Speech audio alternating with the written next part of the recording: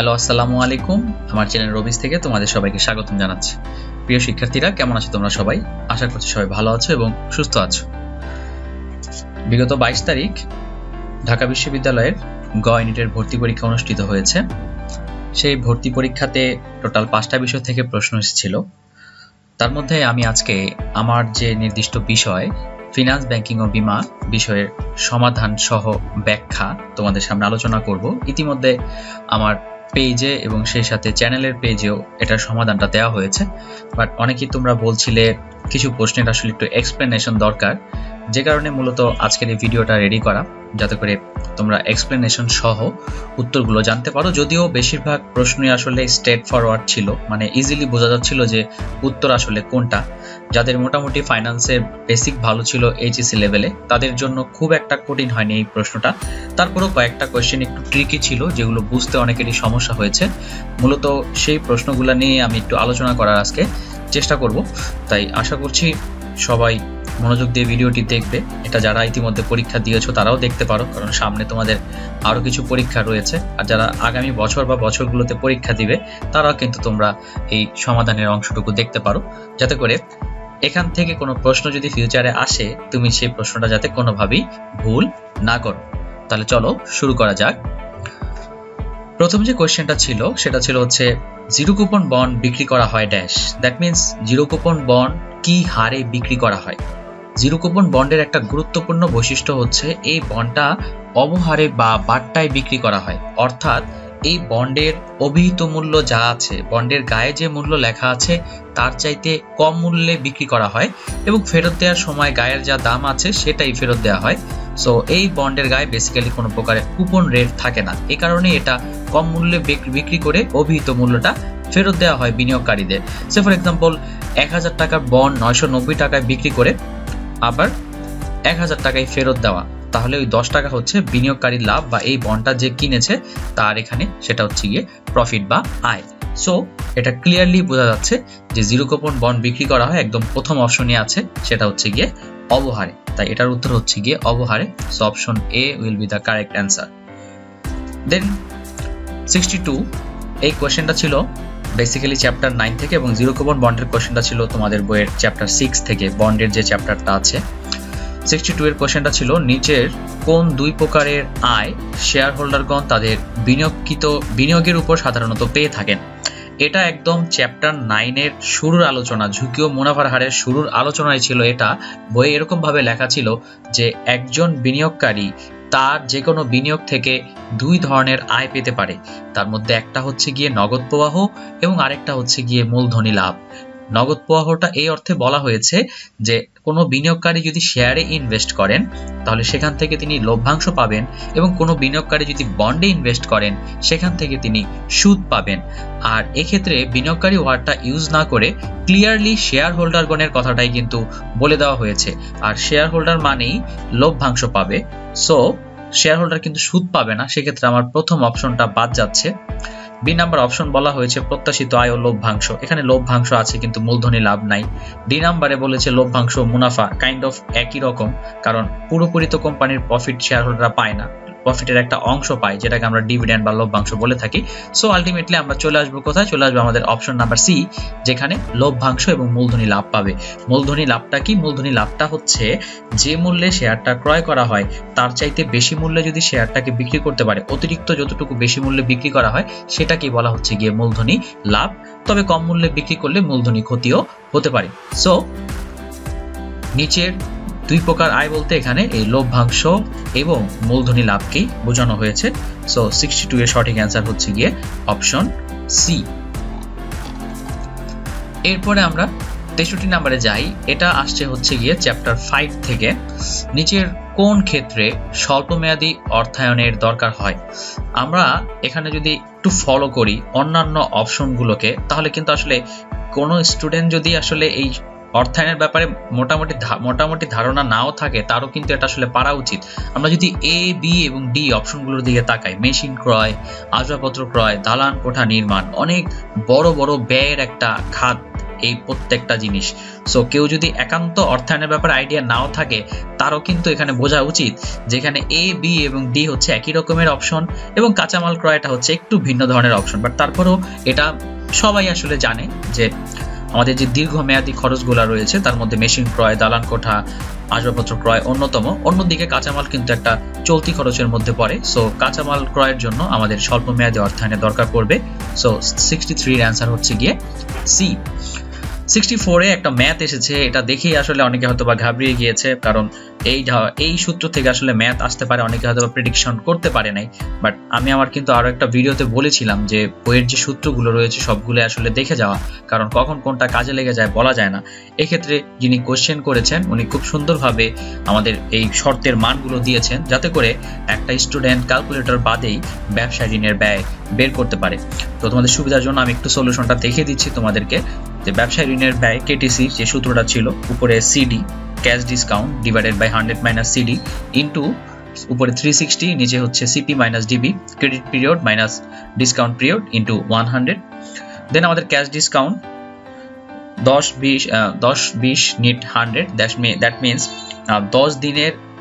20 দিনের মধ্যে যদি আমরা টাকা পরিশোধ করি সেক্ষেত্রে 10% বাড়টা পাবো। তবে কেউ যদি এই সুযোগটা গ্রহণ না করে তাহলেও তাকে অবশ্যই 100 দিনের মধ্যে টাকাটা পরিশোধ করতে হবে। এই শর্তের মিনিং আমরা মোটামুটি সবাই জানি, অ্যাকাউন্টিংও এই শর্তের প্রচলন রয়েছে। সো আমার সিডি হবে তাহলে 10, আমার সিপি হবে হচ্ছে গিয়ে 100, ক্রেডিট পিরিয়ড টোটাল ঋণের মেয়াদ 100 দিন, এবং আমার ডিসকাউন্ট পিরিয়ড বাট্টার মেয়াদ হচ্ছে গিয়ে 20। এই মানগুলো বসিয়ে আমরা যদি হালকা যোগ বিয়োগ করি তাহলে আমাদের এরকম একটা ফরম্যাট আসে, উপরে 10 নিচে 90 ইনটু উপরে 360 নিচে 80। দেন আমরা যদি 80 কে 10 দিয়ে ভাগ দিই তাহলে 8 থাকে, তাহলে 90 আর 8 এ গুণ করলে হয় 720, আর উপরে থাকে 360। 00 বাদ দিয়ে দিলে উপরে থাকে 36, নিচে থাকে 72। আমরা সবাই জানি 36 দুগুণা হচ্ছে 72, সো হাফ থাকে, হাফ মানে হচ্ছে গিয়ে 50%। তাহলে খুব সহজেই কিন্তু এই ম্যাথটা সলভ হয়ে যাচ্ছে। বাট অনেকেই হয়তো বা সূত্র রিভিশন দিয়ে না যাওয়ার কারণে এই ম্যাথটা সলভ করতে পারিনি।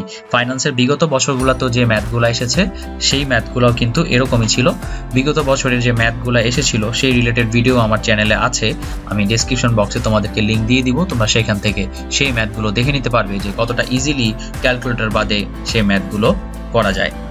নাম্বার 65, এই কোশ্চেনটা এসেছে চ্যাপ্টার 8 থেকে, তোমাদের মূলধন বাজেটিং এর চ্যাপ্টার থেকে। প্রশ্ন করা হয়েছে নিচের কোন পদ্ধতির ক্ষেত্রে বিনিয়োগের জন্য একটি প্রকল্প গ্রহণ করতে হলে প্রকল্পের আয়ের হার মূলধন ব্যয় অপেক্ষা বেশি হতে হয়। আমাদের একটা ক্যাটাগরিতেই এই শর্তটা আছে, সেটা হচ্ছে গিয়ে IRR, internal rate of return. সেখানেই কিন্তু এই শর্তটা প্রযোজ্য ছিল যে আইআরআর যদি মূলধন ব্যয়ের থেকে বেশি হয় তবে আমরা সেই প্রজেক্টটা গ্রহণ করব, আইআরআর যদি মূলধন ব্যয়ের থেকে কম হয় সেই প্রজেক্টটা বর্জন করব, আইআরআর যদি মূলধন ব্যয়ের সমান হয় তাহলে আমরা নিরপেক্ষ ডিসিশন নিব। So correct answer should be internal rate of return বা উপার্জনের অভ্যন্তরীণ হার। সো এটার অ্যান্সার হবে এ। আমাদের চ্যাপ্টার 9 থেকে আরো একটা কোশ্চেন আসছে যে কোন ধরনের ঝুঁকি বৈচিত্র্যায়নের মাধ্যমে কমানো যায়। বৈচিত্র্যায়নের মাধ্যমে বেসিক্যালি কোম্পানি ঝুঁকি কমানো যায় কিন্তু বাজার ঝুঁকিকে কমানো যায় না। আমাদের আসলে যারা এটা জানে তাদের আসলে অন্যান্য অপশনগুলোর দিকে তাকানোরই কিন্তু দরকার নেই, কারণ এখানে ক্লিয়ারলি এ নাম্বারই আমাদের কোম্পানি ঝুঁকির কথা বলা রয়েছে এবং বাকি যে ঝুঁকিগুলা সিস্টেমেটিক ঝুঁকি, বাজার ঝুঁকির অন্য নাম, রাজনৈতিক ঝুঁকি, মূল্যস্ফীতির ঝুঁকি, প্রত্যেকটাই কিন্তু হচ্ছে গিয়ে বাজার ঝুঁকির উপাদান। সো দ্যাটস ওয়াই ক্লিয়ারলি আমরা বুঝতে পারছি আমার 66 এর অ্যান্সার হবে হচ্ছে গিয়ে এ। দেন কোশ্চেন নাম্বার 67, এই কোশ্চেনটা আসছে হলো গিয়ে ব্যাংকিং থেকে, ব্যাংকিং এর চ্যাপ্টার 6 থেকে আসছে, চেক, বিনিময় বিল এবং অঙ্গীকারপত্র, এই চ্যাপ্টারটা থেকে কোশ্চেনটা এসেছে। এখানে বলা হয়েছে কোন হস্তান্তরযোগ্য দলিল একই পক্ষের নিকট দুবার উপস্থাপন করতে হয়। এটার উত্তর হচ্ছে কি বিনিময় বিল। বাট অনেকে আসলে ব্যাখ্যাটা বুঝতে পারে না। এটা বুঝতে না পারার অন্যতম কারণ হচ্ছে অনেক স্টুডেন্টই বিনিময় বিলের বেসিক যে সংজ্ঞাটা সেটা হয়তোবা তারা ভুলে গিয়েছে। বিনিময় বিলের ক্ষেত্রে যেটা হয়, যে আমার কাছে টাকা পাবে সে একটা বিল তৈরি করে নিয়ে আসে আমার কাছ থেকে স্বীকৃতি নেওয়ার জন্য। স্বাক্ষর নেওয়ার জন্য যে হ্যাঁ একটা নির্দিষ্ট সময় পরে সেই বিলটা নিয়ে আসলে আমি তাকে টাকা ফেরত দিব। তাহলে এই যে একবার স্বীকৃতির জন্য সে আমার কাছে আসলো, তার মানে একবার উপস্থাপন করলো, আর আরেকবার সে কখন আসবে, আরেকবার আসবে হচ্ছে বিলের মেয়াদ শেষ হলে, 30 দিন 60 দিন 90 দিন যে কোনো দিনই হোক না কেন, বিলের মেয়াদ শেষ হলে সে আরেকবার আসবে। তাহলে এই বিনিময় বিলের ক্ষেত্রে কিন্তু একই পক্ষের কাছে, দ্যাট মিনস আমার কাছে টাকা যে পাচ্ছে সে আমার কাছে দুইবার আসতেছে, একবার স্বাক্ষর বা স্বীকৃতির জন্য আসতেছে, আরেকবার টাকা নেওয়ার জন্য আমার কাছে বিলটা উপস্থাপন করতেছে। So that's why the correct answer should be বিনিময় বিল। আর একটাও এই ধরনের সিচুয়েশন হয় না। দেন 68, এটা আমাদের কেন্দ্রীয় ব্যাংকের চ্যাপ্টার থেকে কোশ্চেনটা এসেছে এবং খুব ইম্পর্টেন্ট একটা জায়গা থেকে কোশ্চেনটা আসছে, সবসময় এই জায়গা থেকে কোশ্চেন হয়, এইচএসসি লেভেলও হয়েছে। নিচের কোনটি কেন্দ্রীয় ব্যাংকের ঋণ নিয়ন্ত্রণের পরিমাণগত পদ্ধতির অন্তর্ভুক্ত নয়? পরিমাণগত পদ্ধতির অন্তর্ভুক্ত নয়, সাধারণ বা সংখ্যাত্মক বা পরিমাণগত পদ্ধতির অন্তর্ভুক্ত নয়। এই কোশ্চেনটার ক্ষেত্রেও আসলে ক্লিয়ারলি বোঝা যাচ্ছে আমাদের সাধারণ বা সংখ্যাত্মক যে পদ্ধতি আছে বা পরিমাণগত পদ্ধতি আছে সেই তিনটা, ব্যাংক হার নীতি, জমার হার পরিবর্তন নীতি এবং খোলা বাজার নীতি। সো এই তিনটা যেহেতু এক, বাকি যেটা আছে সেটা নামও যদি আমরা না জানি তাও কিন্তু অ্যান্সার এই হয়, তাই না? কারণ ব্যাংক হার নীতি, জমার হার পরিবর্তন নীতি এবং খোলা বাজার নীতি, এই তিনটা কিন্তু আছে সাধারণ, পরিমাণগত বা সংখ্যাত্মক যে পদ্ধতি আছে তার মধ্যে। সো অ্যান্সার উইল বি ঋণের বরাদ্দকরণ নীতি, এ নাম্বার হবে গিয়ে অ্যান্সার। এটা নিয়েও খুব একটা সমস্যা হয় না স্টুডেন্টদের। বেশিরভাগ স্টুডেন্ট যে জায়গাটাতে আসলে ভুল করেছে সেটা হচ্ছে এই 69 নাম্বার কোশ্চেনটা, নিচের কোনটি কেন্দ্রীয় ব্যাংক নয়? অ্যাকচুয়ালি অনেকেই আমরা আসলে সব দেশের কেন্দ্রীয় ব্যাংকের নাম জানি না, এটা একটা বড় সমস্যা হয়ে গিয়েছে। যাদের সাধারণ জ্ঞানের ব্যাপারে ভালো আইডিয়া আছে তারা একটু ভালোভাবে শিখেছে, কারণ আমাদের বইতে আছে মূলত বি আর সিটা দেওয়া, ব্যাংক অফ ইংল্যান্ড এবং federal reserve system. Bank of England ইংল্যান্ডের কেন্দ্রীয় ব্যাংক এবং ফেডারেল রিজার্ভ সিস্টেম এটা আমেরিকার কেন্দ্রীয় bank. Royal monetary authority of Bhutan, এটা অনেকে উত্তর হিসাবে দিয়েছে, বাট অ্যাকচুয়ালি উত্তর হবে হচ্ছে ন্যাশনাল ব্যাংক অফ কানাডা, কারণ কানাডার কেন্দ্রীয় ব্যাংকের নামও the bank of Canada. So এটার উত্তর হবে হচ্ছে গিয়ে ডি।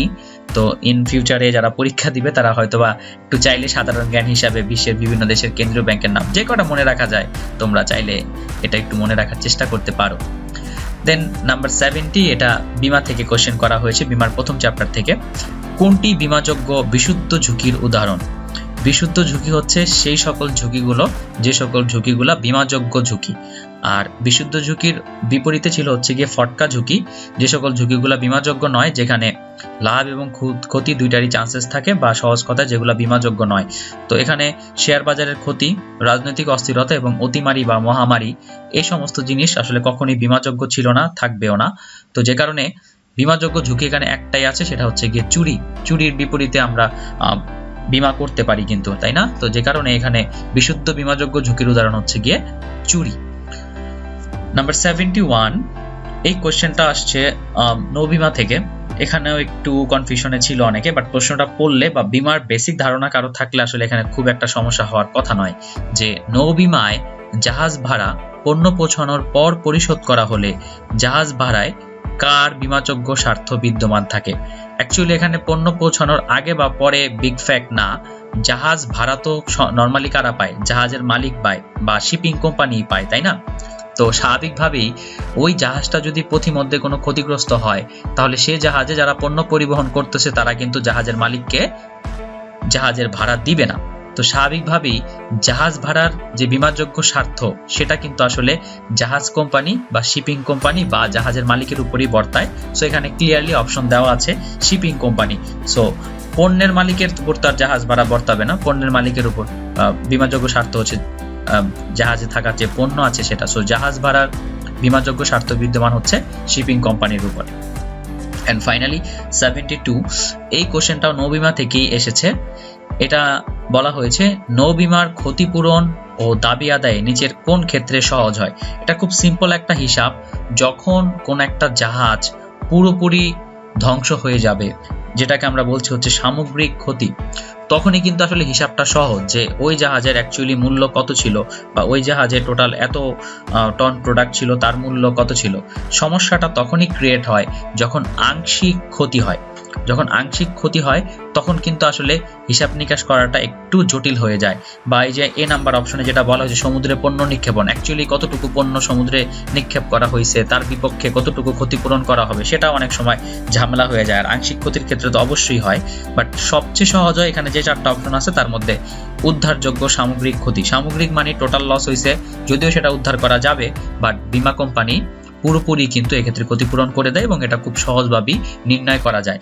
যাদের এইচএসির মেইন বইটা ভালো মতো পড়া ছিল তাদের কাছে এই প্রশ্ন খুব একটা সমস্যা হওয়ার কথা না, অ্যাটলিস্ট 12তে 10 সবারই পাওয়া উচিত ছিল। সো যারা সামনে পরীক্ষা দিবে তাদের জন্য এটা একটা লেসন যে এইচএসির বইটা কতটা ইম্পর্টেন্ট তোমাদের জন্য। আমি প্রত্যেকটা চ্যাপ্টারের নাম ধরে ধরে তোমাদেরকে বলে দিলাম যে প্রত্যেকটা কোশ্চেনে কিন্তু তোমার এইচএসির বই থেকে হুবহু এসেছে। সো যে কারণে বারবার বলছি এইচএসির বই যারা পড়বে তাদের কিন্তু খুব একটা সমস্যা হবে না অ্যাডমিশনে ভালো করার ক্ষেত্রে। সো কোশ্চেন আসলে সহজ বললেও এতটাও সহজ ছিল না। সো যারা ভালো মতো পড়েছে আসলে তারাই সবগুলো পেরেছে, অনেকেরই কিন্তু ফাইন্যান্সে অনেক প্রশ্ন ভুল হয়েছে। যাই হোক, যা হওয়ার হয়ে গিয়েছে। আগামী দিনগুলোর জন্য সবার জন্যই শুভকামনা রইল। আর আগামী দিনে তোমরা আর কি কি রিলেটেড ভিডিও চাও তা জানাতে পারো এবং অবশ্যই এই ভিডিওটি ভালো লাগলে লাইক দিয়ে দিবে এবং তোমাদের ফ্রেন্ডদের সাথে শেয়ার করে দিবে। আর আমার চ্যানেলে যারা নতুন সদস্য রয়েছে তারা তো সাবস্ক্রাইব অবশ্যই করবে, আর যারা ইতিমধ্যে সাবস্ক্রাইব করেছো তাদের তো ধন্যবাদ জানাচ্ছি। তাহলে আজকের মতো এখানেই শেষ করছি। সবাই ভালো থাকো, সুস্থ থাকো, আল্লাহ হাফেজ।